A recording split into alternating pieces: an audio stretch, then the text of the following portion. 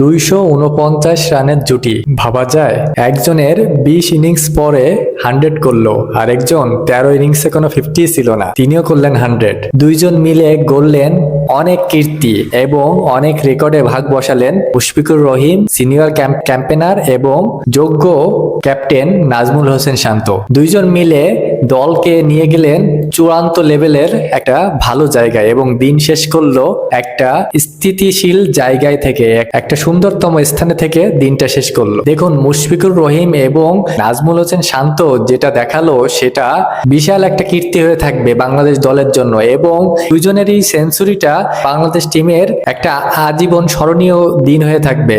এবং বিপদের দিনে এই দুইজন যেভাবে হাল ধরলেন দলের, সেটা ছিল চোখে লাগার মতো। যেভাবে সুইপ শট খেলে নাজমুল হোসেন শান্ত চারগুলো মারলেন এবং যেভাবে তিনি সেঞ্চুরির পর সেলিব্রেশনটা করলেন, সেটা ছিল চোখে লাগার মতো। ওয়ানডে থেকে তার ক্যাপ্টেন্সি নিয়ে নেওয়ার পর এটা ছিল তার উত্তম মাধ্যম, এবং তিনি প্রথম ইনিংসে দেখিয়ে দিলেন তিনি এখন টেস্টের সেরা ব্যাটার বাংলাদেশ টিমের, এবং দুর্দান্ত খেলেছেন নাজমুল হোসেন শান্ত। 11টা 4 মেরেছেন এই 100 করতে। এবং মুশফিকুর রহিম সিনিয়র ক্যাম্পেনার, তিনি 13 ইনিংসে যার কোনো 50 ছিল না, তিনি দেখিয়ে দিলেন যে form is temporary, class is permanent. তিনি আবারও এটা প্রমাণ করলেন। তো দেখিয়ে দিলেন কিভাবে ফিরে আসতে হয়, কিভাবে হাল ধরতে হয়। এবং তার সেঞ্চুরিতে মাত্র 5টা চার ছিল, কিন্তু তিনি যেভাবে খুঁটি ধরে বসেছিলেন সেটাই কিন্তু আসল বিষয় ছিল। কেমন লেগেছে আপনার দুইজনের 2 সেঞ্চুরি অবশ্যই জানাবেন, এবং ভালো লাগলে পাশে থাকবেন। ধন্যবাদ সবাইকে।